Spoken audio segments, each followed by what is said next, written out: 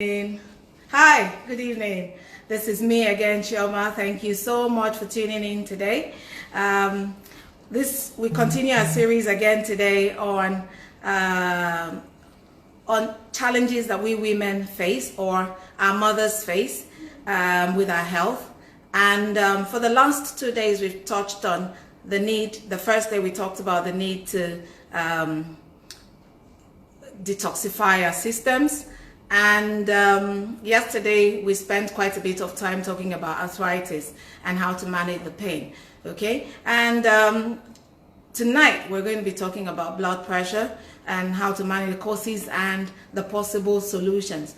Now, I know that in the advert that we sent out, I'd sent out high blood pressure and higher blood sugar, but you know what? When I started to do the research, I realized that there's a reason I really did not go to medical school.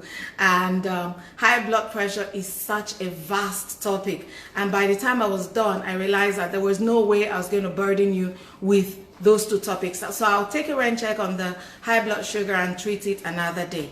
Okay? So again, remember, if you've been with us from the beginning, you will remember that if you stay with us to the end of our broadcast, right, that you stand a chance to win an amazing bouquet of gifts. Okay, so, and the value of the gift is about $100.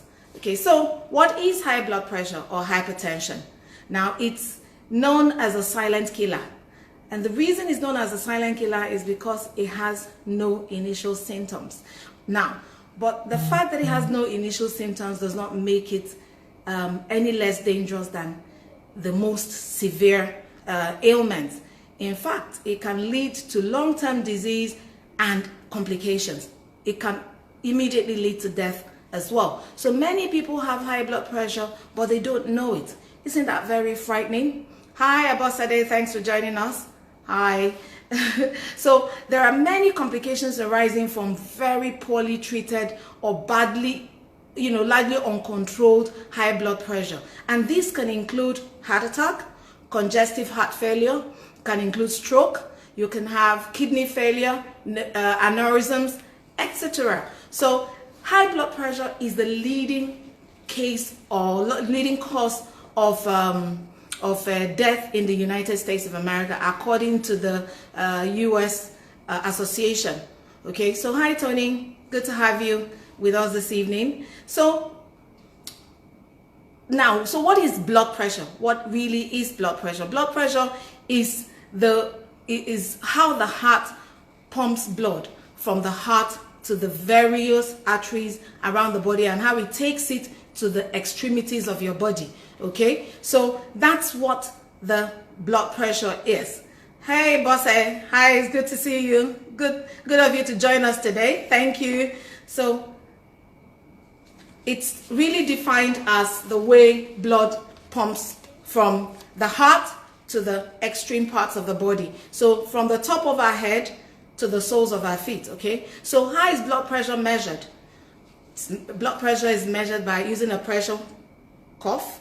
Now that is tied to the upper arm of your body. Now, usually there are two numbers that the doctors record. When you go for your medical test or you go to see a doctor, the first thing they do is to take your blood pressure and do some other, basic tests. You see two numbers there. So for example, you see 120/80. What do those numbers really mean? Do you know? Have you ever asked? Okay, so the top one, which is usually the larger number, is called the systolic. It measures the systolic pressure, which is the pressure generated when the heart pumps blood. Okay, it reflects the pressure of the blood against arterial walls. Now, the lower one, which is the smaller figure, is called the diastolic pressure. So it reflects the pressure in the arteries when the heart is at rest, when the heart is filling up and resting. Okay, so between the heartbeats. So that's how you're able to tell. Now, the American Heart Association and the American College of Cardiology have given us indicative ranges that would be considered normal. Now, so normal range, according to their 2017 reports, show that your systolic should be at 120 or just under, or and the diastolic should be at 80 or just under. This is tied to the performance of, or is determined by the age of the person, there are many different things. It could be pre-existing conditions and all of that. So how do you determine, do you know what causes high blood pressure? Is there anything that causes it? In 90% of instances, like I said, there really isn't any known cure, any known cause. It's one of those things that you ask your doctor and they're as bewildered as you are. However, there are things that could be considered risk factors, okay? So things that predispose you to having high blood pressure. One of the things that will predispose you is age. So as you get older, naturally, your entire system begins to weaken and all of that. So you begin to develop all manner of different challenges and all of that. So age is a main factor. Another factor which surprised me is race. Apparently, this high blood pressure, malarkey, if you like, is associated mostly with black people. That's not very nice, but well, there you go. So I don't know why that is the case, but there you have it. Now, it's also associated with people from less educated and lower socioeconomic backgrounds, okay? And family history is another predisposition. If you come from a family where you have a history of blood pressure, chances are that you're likely to develop high blood pressure. Jude, hi, good evening, nice to see you. Welcome to our broadcast. And now, so the last predisposing factor could be your sex. Are you a man or are you a woman? So it turns out that our men have, they're the champions in this one, okay? They're the ones that have a higher predisposition towards high blood pressure, which is not a good thing. And it begs us looking at the lifestyles that we live. So what can we change? The first thing that we have to change is if you're overweight, that is when your body mass index is greater than 25. Please, you need to watch it. You need to take baby steps towards correcting your diet. You need to consider, just reducing your weight a tad. Any small change you make to your weight can have a significant improvement in your blood pressure readings. So trying to get fit, trying to live healthier, trying to change your diet. For some people that they can't tolerate sodium as well as others. Therefore, a lot of sodium in their diet can actually elevate their blood pressure. So since you don't know which you are, perhaps you should consider reducing your salt intake. Now, alcohol use can also exacerbate it, and lack of exercise, when you don't exercise at all. So if you improve your mobility, you just walk around in your house, start from somewhere, baby steps at a time. And then sometimes birth control pills can actually cause or, predispose one to that condition. And in some instances, it's actually the medications that we take that could trigger a high blood pressure. Now, so what are the non-specific symptoms of high blood pressure? I.e., what are the things that you start to feel and you think, perhaps I should go see a doctor and check out my blood pressure and, just basically find out what's going on with me? The first thing is, maybe when you have constant headache. Hey, Kizito and Okamaka, nice of you to join us. Thank you. Okay. Now, so if I was just saying that, there are some non-specific symptoms that you can begin to feel, and maybe I should see a doctor. So the first one is when you have constant headache that you don't understand where it's coming from. You just have a headache all the time. Or when you feel dizzy, you stand up, you feel very dizzy. Your vision is blurring. You can't see things as sharply as you used to. You feel nauseous. You feel like vomiting. you know, and or you actually vomit. Now, you need to go and see a doctor, okay? You need to go see a doctor. There are other things that can happen. So you find that when you start to have things like chest pain, shortness of breath, that means your blood pressure level has gone beyond where you need to be at home, okay? You need to be in the hospital by that time. So by the time you start to feel weakness in some of your body parts, your legs are aching, you're actually vomiting continuously, you need to see a doctor immediately. Hi Titi, good to see you. Thank you for joining us. So we're just talking about blood pressure at the moment. So the sad thing is that people don't get to the hospital until 1, they've had a heart attack, and 2, they've had heart failure, they've had stroke, there's a kidney failure, there's eye damage, there's peripheral arterial disease caused by, you know, you can notice it from leg pain and you're not able to walk as well. So I need to point out now, I need to just tell all of us that although high blood pressure can be unrecognized for long periods of time, for years, the symptoms are not having any effect. They're actually, the symptoms are actually, you know, debilitating some parts of your body. So if you're under the age of 35, you need to do a blood pressure check at least twice a year.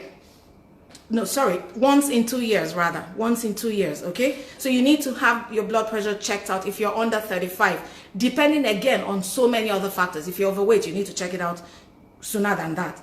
But if you're over 35, you're of normal weight, you're normal health, you need to do that at least once a year, okay? So when should you seek medical help, medical intervention? Well, like I said, the symptoms are not available, but anytime you walk into any hospital, if you have any other symptoms, even when you don't have any symptoms, make sure you do an annual check. Make sure you go to the hospital and get an annual check done. So how is this diagnosed? How is this blood pressure, high blood pressure diagnosed? Well, is measured, remember I said it's measured by a cough, a pressure cough. It's called, I call it a sphig because it's too long. I can't pronounce that thing. Remember, I'm not a medical personnel. So it's a very long name, sphygmomatometer something. Anyway, it's called a sphig. So it's used to measure your blood pressure, and that is how it's diagnosed. When it's elevated or is at stage 1 or stage 2, that's when the doctor starts to tell you about possible treatments that are available. Hi, Blessing. Nice to see you. Welcome. Thank you for joining us. Now, so how is blood pressure treated? How is high blood pressure treated? Now, unfortunately, for people who have been diagnosed, it's a lifelong challenge.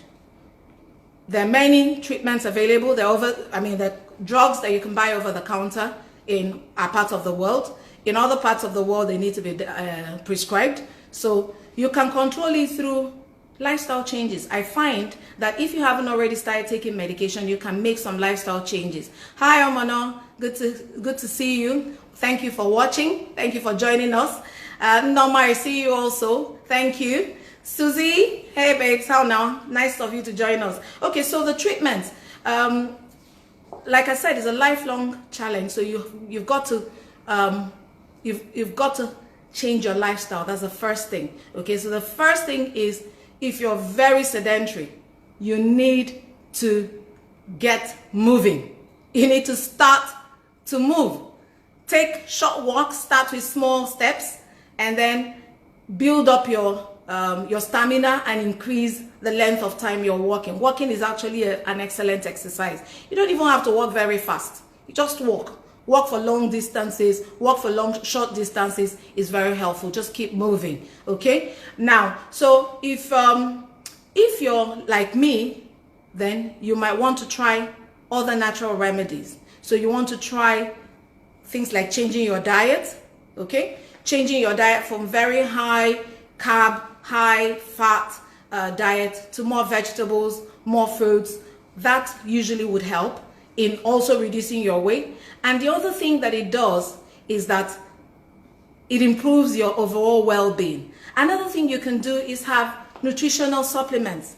This can actually be recommended by some doctors. There's some doctors that believe in nutritional healing. Now, that's what we have tried. That's what we have tested in my family, and we have found it to be very useful. So there are many different supplements that exist. So these supplements would be things that contain certain vitamins, certain types of vitamins, garlic, fish oil, arginine, soy, coenzyme Q10, herbs, and other different substances. Now, there is no medical, empirical statistic to show that these help.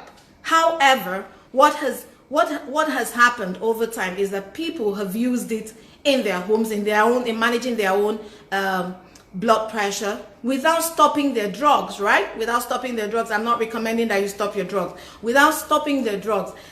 And they found that they felt much better. They've had less symptoms from the medication itself, because some of the medications can also have adverse effects. So I can tell you that some of the medications cause cough. So I know this because I live with my husband who has high blood pressure, and he's been managed for high blood pressure for the past 5 to 6 years. And he would take some of the medications will cause night coughing. He would not be able to stop.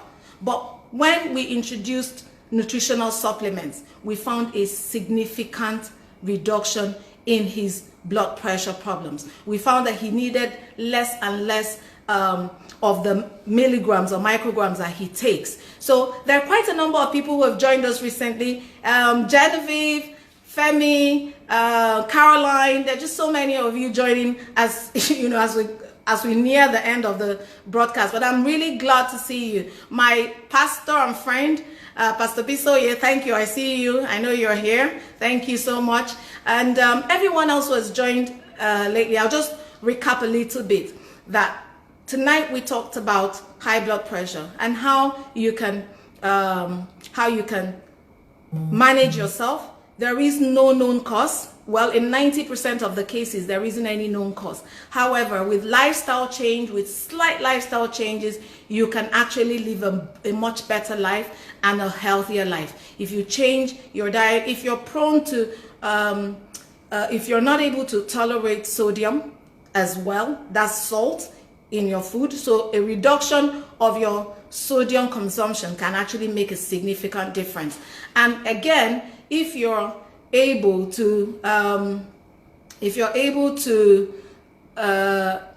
just add a few nutritional supplements, natural organic ones, not the artificially compounded ones, because those can have their own adverse effect as well. So just find organic, natural ones that would help in managing your blood pressure. You can reach me after this broadcast on my website, and I would send a link to you where you can make your comments. You can actually make your comments. I'm seeing some of the comments. Unfortunately, there are no questions, so I take it that means I'm doing a good job being a non-medical person. So I look forward to your queries, your inquiries about the supplements that you can use to to improve your well-being and to manage your blood pressure so that it's not as devastating as it could ordinarily be. But the most important lesson to take away today is get those medical checks every year.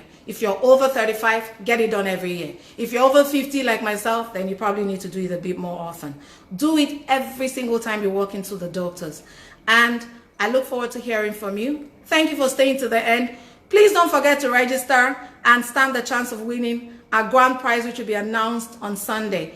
A bouquet of amazing organic products that would get you on your journey to wellness. Thank you again for watching, and all the very best.